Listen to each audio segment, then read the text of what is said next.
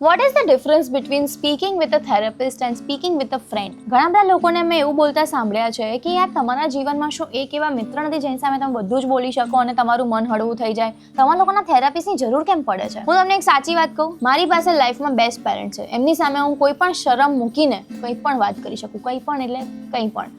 મારા પાસે એટલા સારા મિત્રો છે નસીબથી કે એમને હું ગમે તેટલા વાગે ફોન કરીને હું કંઈ પણ વાત કરી શકું. અને આવું મેં કર્યું 20 વર્ષ સુધી મારી લાઈફમાં મેં આવું કર્યું. મને જે બી લાગે પ્રોબ્લેમ, જે બી વસ્તુનું બહુ ટ્રબલ થતું હોય અંદરથી, હું બોલે રાખું.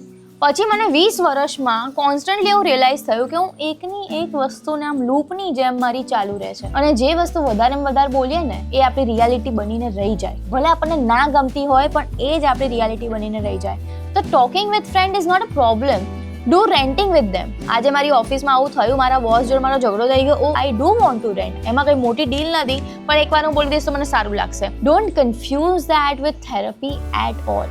આપણને એવું કહેવામાં આવ્યું છે કે વાતો કરવી દેટ ઇઝ ધ સોલ્યુશન.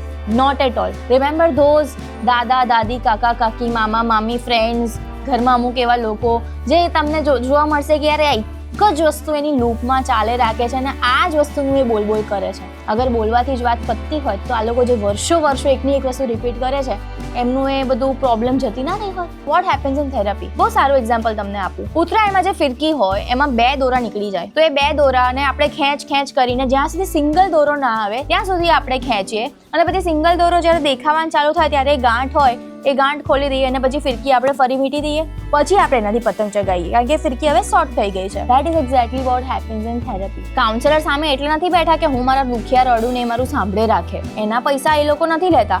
એ શેના પૈસા લે છે કે એ બધું સાંભળીને તમારો જે આપણો આ મગજનો ગૂંચવાડો છે એમાં કેટલા દોરા ક્યાં ભરાયેલા છે, એ દોરાને ક્યાંથી કાઢવા પડશે કે સીધો દોરો બહાર નીકળે, આ સોલ્વ કરવાનું કામ એક થેરપિસ્ટનું છે. મારો ઇન્સ્ટાગ્રામનો ડેટા મને એમ કહે છે કે over 72% of people who are watching my reels regularly are not following.